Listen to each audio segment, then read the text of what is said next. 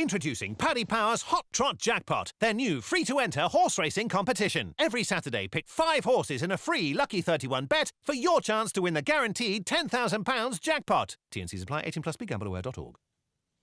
Welcome back again to the Racing Pose Bank Holiday Bonanza Tipping Postcast. I'm Tom Kira, I'm afraid, and I'm joined by Lee Modishead, David Jennings, and Rob Casterson. Catterson, sorry. God, Jesus Christ. Musselburgh. Tomato. So, I'm sorry, Rob. I'm sorry. You're not the first to get that wrong. Ah, God. Are they all on the Postcast? No, that's the first. And it's actually a Scottish name. Yeah, I mean... Yeah, well, I can't get anything right, though, so I'm equal opportunities in my areas, pretty much. But listen, let's not dwell on my feelings. Let's head straight to Fairyhouse, where there's some great racing coming up over the bank holiday weekend. We'll begin with the 205, which is the reappearance of Let's Dance. David, we'll come to you first for this one. What do you reckon? I reckon she'll win. Yeah. That's the short answer. Obviously, it's me, and I'm going to blabble on for Babylon. Babble. We're having a lot of difficulty speaking today, which is quite a... The rivers of Babylon. It's quite integral to a postcast to be able to... But anyway, sorry. So I'll just do a bit of babbling. I think that the trip is key here. I think 2 Mile 4 is perfect for her. She was, she came from a very uncompromising position to win the Dawn Run Mares Novice Hurdle at Cheltenham. She's very, very good, and this race is going to set the tone for this trainer's title. We've got 2 big meetings left at Fairyhouse and Punchestown, and there's 1.39 million worth of prize money up for grabs over the 3 days at Fairyhouse. So this is the first €100,000 race of the 3 days, and Let's Dance should win. She's rated 147. I do think Shattered Love is a lot better than she showed in the Neptune. She was bullied by the boys that day. She didn't show anything whatsoever. I do think she's better than that. She gave Let's Dance a fright at Punchestown earlier on this season. So I wouldn't be surprised if she ran better, and she'd be the one maybe at a bigger price that I think could run well. But Let's Dance is very, very good. And for him to run Early Beach, Augusta Kate and Let's Dance in the race, that tells you all you need to know about Willie Mullins wanting to retain his trainer's title. And Good Time Tara. Yeah.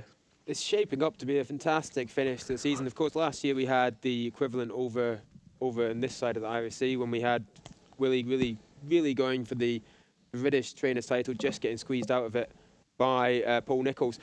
What side of the fence are you on? Do you think Gordon Elliott can see it home?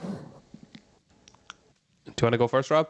Yeah, I would have been, obviously I'm a mad Willie Mullins fan, but in recent weeks I've given him no chance. But when you look at this race, if he had the first, second and third in this, he'd probably win the best part of 100 grand.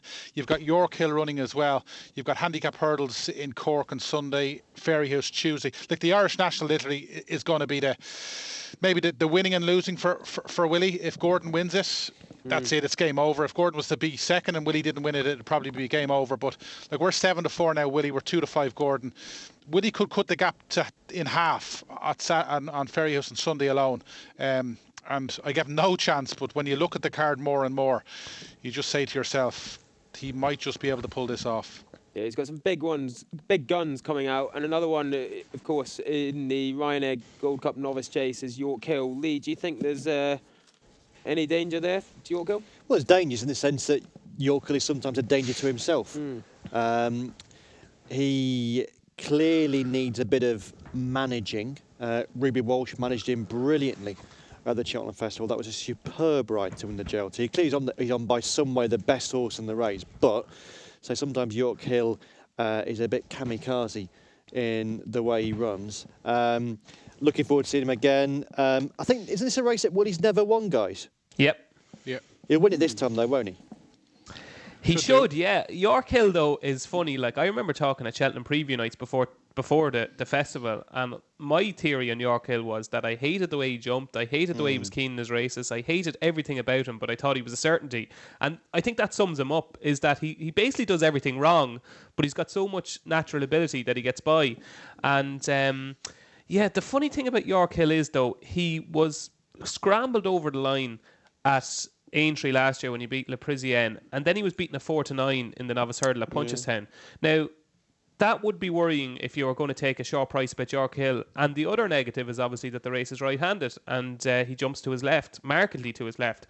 And he can probably afford to do so here. He's rated 164. He is, £9 superior to Baldark and 11 to Road to Respect. Like, he probably will win, and it's very hard to fancy anything to beat York Hill. But would I back him at 1-2? Not on your Nelly. No. Let's look at a race which is a bit more enticing from the betting point of view. The 4 o'clock, the novice handicap chase. David, have you got any fancies in this one? That's not the 4 o'clock anyway. 325. 325. Oh, 325.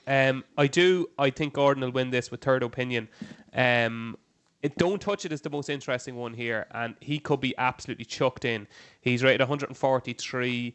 He could be in a completely different league, and he could be very short. I don't know if Rob is betting on it yet, but one at a bigger price, I think, is Third Opinion. He came back from a huge long absence to win at Clonmel last time. Now, his winning distance, he won by 22 lengths. There was a faller at the second last there, so he was left clear. But he jumped spectacularly, and I'd imagine he'll come on a ton for that run. I don't think he's badly handicapped on the best of his form. He's only rated 122. He used to be with Tom Taff, and he has some good back form. So Don't Touch It will be favourite, will be a short price, but maybe he might be worth taking on with Third Opinion each way. Thanks, David. Anything else, guys, from either Fairy House or anything else at any meeting we've not spoken about? Lee is shaking his head, so that is a I've got nothing else on Sunday. A firm no from Lee. David? We could have a star run in the bumper. The Tatterstall's €100,000 bumper is on, and a horse called Red Jack that's trained by Noel Meade that has been bought by JP McManus. He beat De Boucher, who was second in the champion bumper at Cheltenham and then has since won at Limerick. He beat him very comfortably on his debut at Naas. He was owned by Noel's wife, Derville, and she obviously she sold him for potentially huge money. But Noel has said that nothing can take this horse off the bridle at home, which is quite interesting. So I'd imagine he could be very good, Red Jack in the bumper. And one of Noel's that might run well earlier on in the card, I think, is in the 220. Now, this could be a big price. Clara Sorrento didn't look like he stayed last time. That was over 2 mile 6 at Navan. He travelled well for a long way. He was beaten a long way, but that was bottomless ground. I think he was second to run for Dave in a bumper at Down Royal, and he's rated 116. I think he could be a bit better than that. So I think he could run well. Clara Sorrento in the 220. Great information. Thanks, David. Rob, anything from yourself that you're looking forward to we've not mentioned? Yeah, I'd be very sweet on Don't Touch It. I know he has to give weight all round, but there's no doubt about it. He's a Grade 1 horse. He was a good winner last season at Punchestown, and I'd say they're lining him up for the Grade 1 at Punchestown after winning this. And just on that bumper, obviously Red Jack is going to be very hard to beat. It's interesting that Patrick doesn't ride the Willie Mullins horse. He goes to Cork for a couple of rides. Patrick, of course, and Jamie Cotter going hammer and tong for the amateur championship, and I think the fact that Patrick goes to Cork for a couple should be worth taking on board. Lovely stuff. Rob, we'll stay with you and we'll look at Monday for the Irish Grand National, which we just had declarations for, with Gigginstown, a remarkable 14 of the 30 runners. Are you betting on Gigginstown to win it? Because they wouldn't be too long, would they? No, well, we were 2-1 Gordon. We haven't got a price in Gigginstown, so obviously if they 4 more runners in Gordon, they're going to be probably about a 6-4 chance. It's shaping up to be a brilliant race. Great to see our Duke declared the Grade 1 winner from Christmas. He's going to be, I say, he's going to be the shortest price favourite for quite some time. Fletcher's Flyer, obviously, he's got his fans. Noble Endeavour's one of Gordon's 10. Listen, we've talked about it on the Irish trainers front. It's possibly going to be the race which maybe wins it for Gordon or keeps Willie in the race. It's going to be a cracking renewal, but this Arju could be thrown in, but we're going to have to wait and see. But the way Jesse's horses are going, you'd find a brave lad not to tell you to back him at 4s. You're a brave lad, David. What are you backing? Yeah, he deserves to be favourite, Arduke. I just worry a little bit about his jumping. He's not a natural. They've done loads of work with him, but them Fairy House fences really do take some jumping. There could be carnage in this race, and as a novice, I just wonder, will they find he is obviously the most interesting, but the one I backed is Fletcher's Flyer.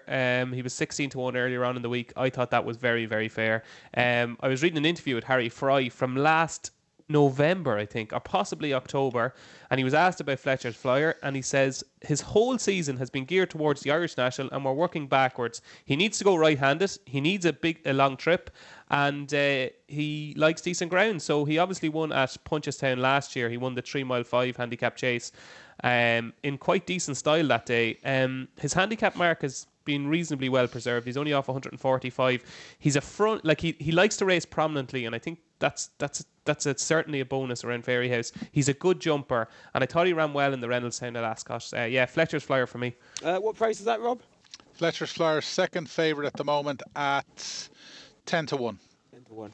And Lee, yourself, any fancies for the? Well, I mean, I think I do find it fascinating that Jigginstown have got 14 runners in the race. I've written about this in the past, and it sort of divides opinion, but I think it's a shame. I don't think it's a positive for the race or for Irish jump racing that one owner has 14 out of the 30 runners in a handicap like this. And I'd also sort of pray for Desi with 14 Jigginstown runners and all those different colour caps. I would hate to be the man in the commentary box trying to call that one. It's going to be a nightmare. Do they even have enough colours?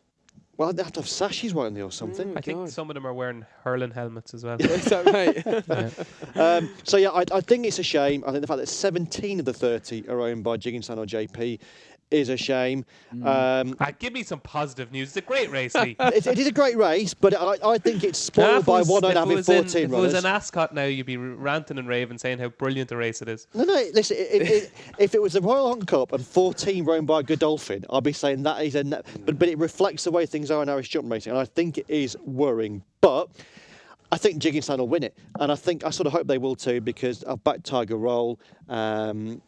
The 4 miler at Cheltenham every year gets a better and better race. Yeah. And this lad was really impressive. I mean, who'd have thought a Triumph Hurdle winner would win the 4 miler at Cheltenham? But he did. It feels like he's been around forever. He's only 7. Travelled like a dream at Cheltenham. Won really well. I could just Have you backed this horse yet, Lee? I have. Yeah, you're going to give me some. You're going to give me some awful news now, aren't you? No, not awful news, but just from talking to people and my eyes.